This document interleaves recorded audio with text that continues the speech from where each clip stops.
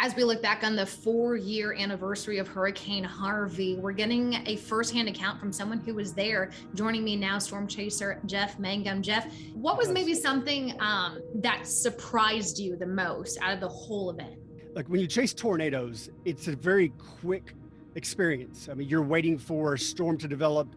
Tornado might be on the ground for, I don't know, 5 minutes to 20 minutes, give or take. Hurricanes are completely different. It's not a sprint, it's a marathon. And it is one thing to talk about 140 mile per hour winds. It's another thing to look on radar and see what it might look like. But when you're inside of a car or any structure and you hear the howling and you hear debris hitting your window and you're watching totally whiteout conditions where you can't even see what's in front of you, it's just unnerving. And I think you start to hear stories of PTSD that people have when they go through storms like this. It makes all the sense in the world. What personally got to you the most as far as fear goes? I'm to this day convinced that my greatest fear is flooding.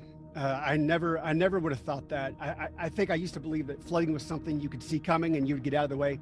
I'll never forget the experiences of day 3, 4, and 5 in Houston, Texas. When you're driving around major interstates where you're used to seeing hundreds of cars being in 5 o'clock traffic, and instead it just looks like a swimming pool, it just doesn't register. It doesn't register when you're looking at a Home Depot or all these a Target or Walmart, and you can barely see the signs because the water is 30, 40 feet high. It does something to you, and you start seeing people swimming out of their homes. You see people in boats.